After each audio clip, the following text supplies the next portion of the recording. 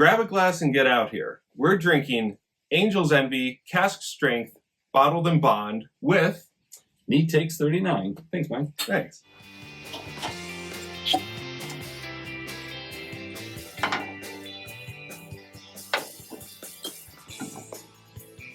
So, Angel's Envy, Cask Strength, Bottled and Bond is the brand's first unfinished expression in their history. They started right around 2011, 2012, and have historically put out port-finished whiskeys. Port-finished bourbon is their main line. Back in 2024, they released at the distillery their first Bottled and Bond product, and when I heard about it, I was like, oh, this sounds kind of cool. I wasn't super into finished whiskeys yet, and the opportunity came to purchase this bottle at MSRP, so I jumped on it, and it's an interesting one, but we'll talk more about that. John, I know you have had quite a few Angel's Envy expressions. You have had experience with that brand. Definitely. What are your thoughts? Definitely. I've had anywhere from the straight bourbon whiskey, which is like that $40 mark, and then one of my personal favorites, two of them, is the rye, which it tastes like basically maple syrup in a whiskey. Very, very nice. And then the triple oak, it has all the oak finishes, the caramel finish, excellent on any occasion. But then the single barrels are truly where it's at, where it has the complexity all over from the oak, the cherry, the caramel, maybe even a little bit of the brown sugar. So those are very good, especially if they're the store picks. Yeah. Yeah, and the triple oak is probably the closest they've had to like an unfinished release. Fair.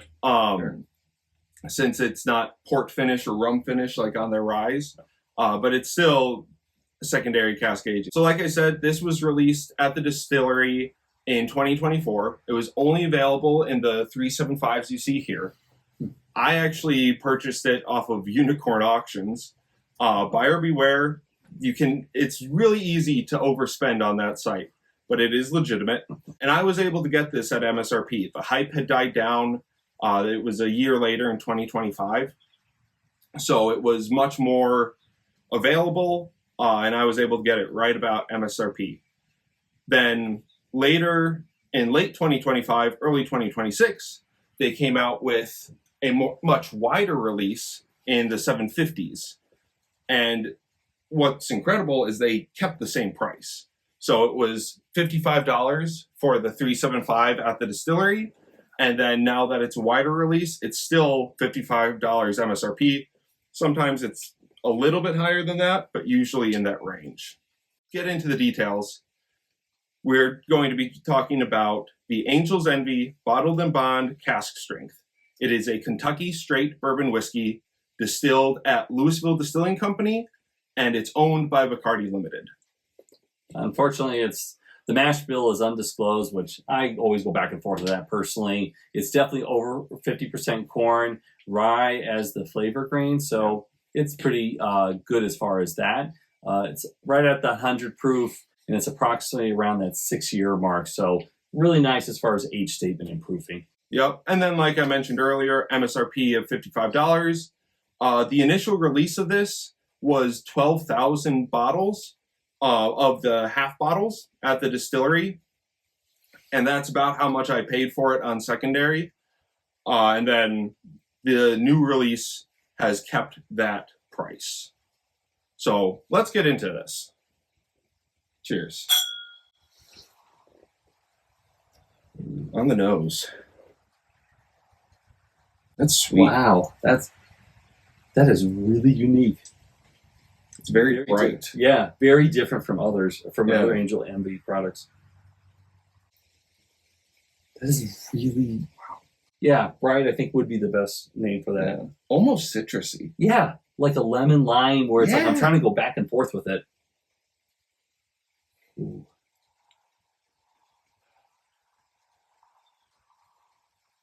Yeah, lemon lime, citrus, touch of vanilla. I wouldn't really call it caramel or oaky. No, it's not there.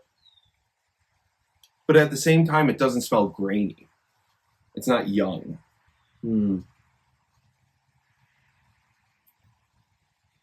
Cheers. Cheers, man. Let's try this on the palate. Oh.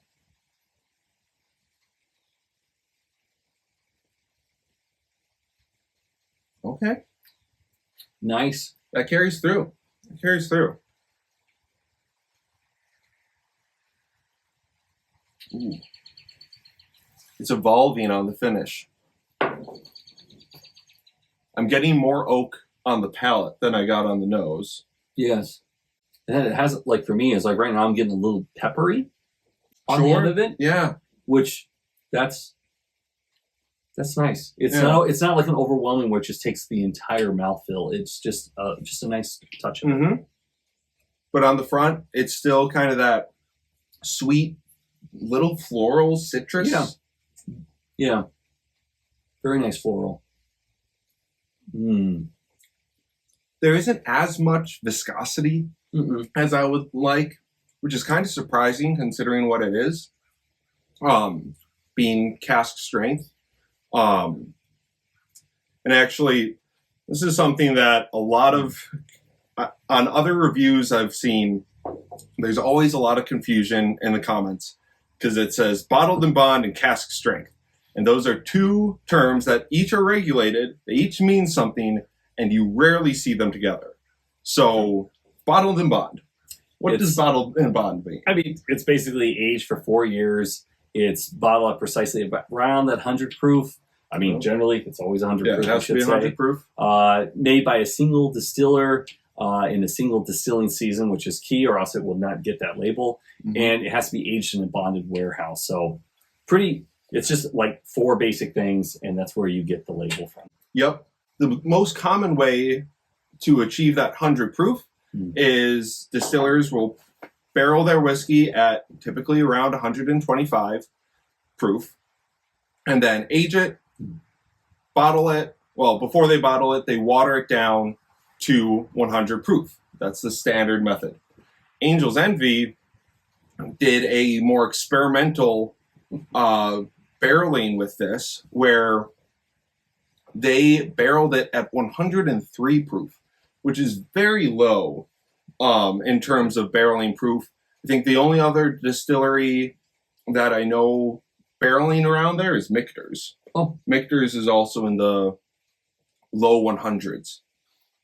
And so they had barreled it at 103. They actually lost proof while it aged.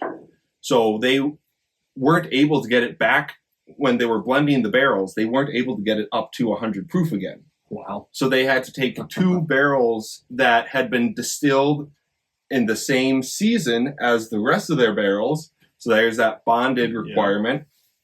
Yeah. They took 2 high proof barrels and blended it in to achieve, through just blending, the proof of 100. So they used a total of 27 low proof barrels and then 2 high proof barrels in order to get there. Hey, it works. Yeah. It's very different. Pretty smooth. There. Pretty smooth. Yes. There's no really easy 100 proof. Yeah. There's no negative to this at all. Yeah. So, who is this for? Who is this kind of whiskey for? I would say it's for nerds. First and foremost, this whiskey is for nerds who want to talk about whiskey and talk about why this whole, weird proofing thing matters. Why does it matter that it's cask strength and bottled and bond? Nerds like me.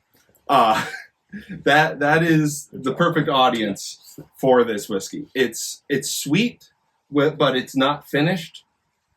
So for some of your hard nosers out there who are very against finishing but still want something sweet at the end of the night, this will do it for you. It looks great too. It does. The bottles look really good. They always do. Yeah, especially with the wings on the back. Easy. Yeah, I don't know how well that'll show up on camera, but they've got the nice angel wings on the back of the bottle. It's a good looking bottle. And they stack really nicely in your cabinet too. That's they take true. the least amount of space. And it's a definitely just go bam, bam, bam. Some alternatives for me when I reviewed E.H. Taylor Small Batch, I listed this as one of the alternatives for it.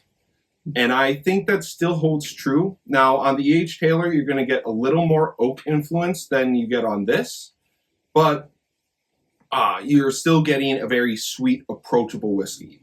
Now, E.H. Taylor, it's harder to find, it's a bigger name, but at MSRP, it's going to be right around the same. And it is becoming much more available as time goes on. And then another alternative, how do you think this compares to the Angel's Envy Triple Oak from your memory? I think the oak, definitely has that harder oak finish at the end, but I think it has a little bit more caramel to it. Sure. But both are very smooth and very easy drinkers. Yeah. So I think that's a really good comparison as far as what you want. And the Triple Oak is a little bit lower proof, but you get more oak. So depending on your palate, I'd also say the Ben Holiday Soft Red Wheat could be a fun alternative.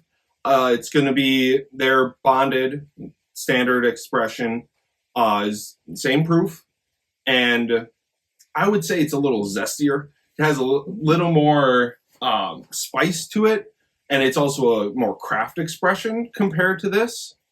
And the price point's similar. Price point is in the same ballpark. Yep.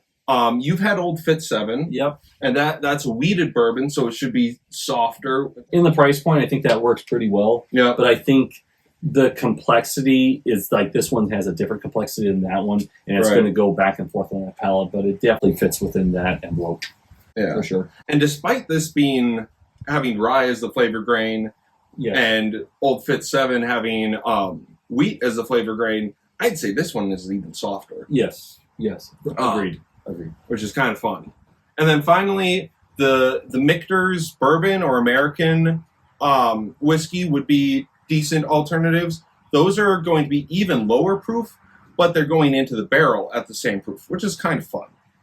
And then finally, since I do have the 750 release, I wanted to open this one up and see how it would compare to the original release. Because, we could be talking all this big game about how nice the 375 is, and, that's no longer available. Ooh. That's a nice pop. Okay, well done. But then if the modern release is worse, then, well, I might have to delete this whole video. Oh, man. No, let's not do that. Thank you, sir. Yep. But who knows? It might be better. 1 year difference, it might help it. Yeah. As far as I'm aware, all the specs are the same. It's just a much wider release. Yeah, let's get into this. Cheers, brother. Oh.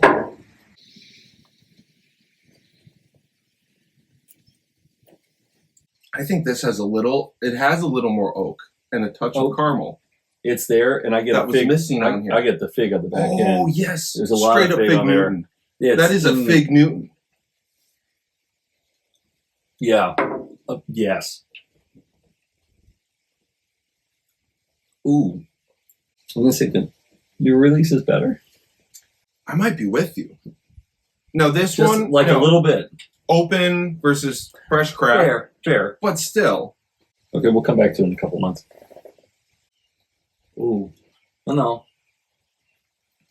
The new one just has a little more complexity. There's more flavor. Hey, it's good. Hey, I'm all in for that. If they learn from the first batch, the second batch, this is good. Ooh. It is not common that you can go from a first release that's well received, and then you have a second, much wider release that is then better. That is hard to pull off. There are so many distilleries, so many releases, that as you get wider and wider distribution, the quality goes down, the price goes up, and it's like, well, sure, it's more available, but what's the point? And hey, we're on this point, we double, and it's a little bit better. Right. You double the volume for the same price, and it's even better. I know that these were hitting shelves in the Wisconsin area. The spring of 2026 is when I was really seeing these. Good. There are still some out there. So if you didn't end up picking one up, take a look around. You might get lucky and find one, or hopefully next year they maintain this trajectory of really high quality, relatively available, and definitely affordable, because this is a fun one to add to your shelf for sure. Agreed. Especially with the coloring. There's a lot of like Woodmans around here. A couple of them, I've seen these on the shelves, and they're pretty decently stocked. That's one I've seen. Yeah. Very good. But with that, very good. Thank you so much for listening. Cheers, and go touch grass.